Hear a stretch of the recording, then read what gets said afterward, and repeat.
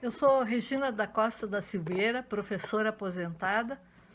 Faço parte do Clube de Leitura do Clube do Professor Gaúcho, com sede em Ipanema, em Porto Alegre.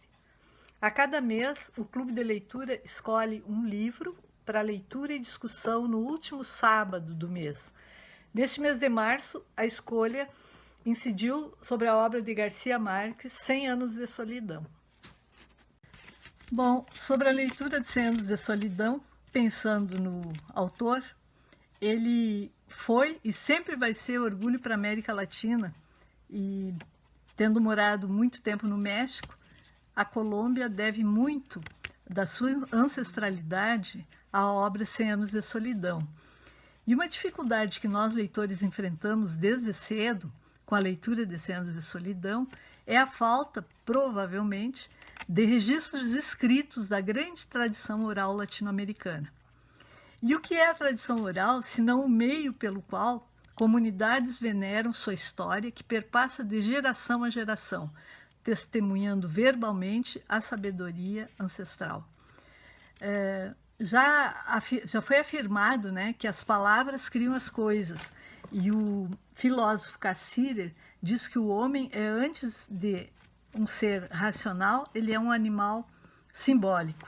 Então, por quê? Porque o mito está muito presente nas narrativas desde que o homem se fez homem, né? E pela necessidade que ele tem de encontrar explicações para as quais a ciência não detém, ele não detém as explicações científicas, então ele vai se basear nos mitos. E essa transposição do mito em cada comunidade, ela está intrinsecamente vinculada ao conjunto de elementos e objetos culturais que balizam essas culturas. A obra de Garcia Marques, então, ela traz o mito do judeu errante. Um dos mitos, né, do judeu errante, que eu encontro ali na página 106 do nosso livro em PDF. Nesse trecho, o José Arcádio morre e, agora lendo, logo que levaram o cadáver, Rebeca fechou as portas da casa e se enterrou em vida, coberta por uma grossa crosta de desdém que nenhuma tentação terrena conseguiu romper. Saiu à rua numa ocasião, já muito velha, com uns sapatos cor de prata antiga e um chapéu de flores minúsculas, na época em que passou pelo povoado o judeu errante, e provocou um calor tão intenso que os pássaros vararam as telas das janelas para morrer nos quartos. A última vez que alguém a viu com vida foi quando matou com um tiro certeiro um ladrão que tentou forçar a porta da sua casa.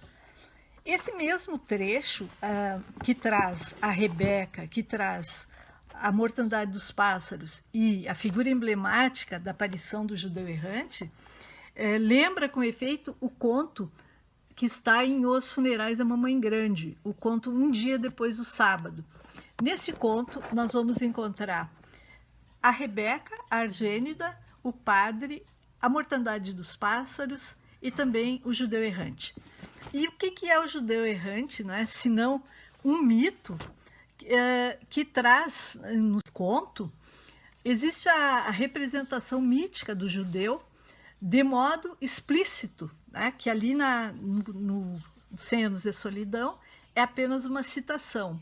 E aqui ele vai desembarcar em Macondo, é um forasteiro, com o objetivo de saciar a fome.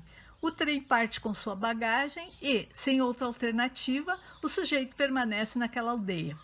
Antes disso, entre o devaneio e a realidade, o padre prevê a chegada do mal, impresso nas pegadas de barro deixadas pelo Satanás.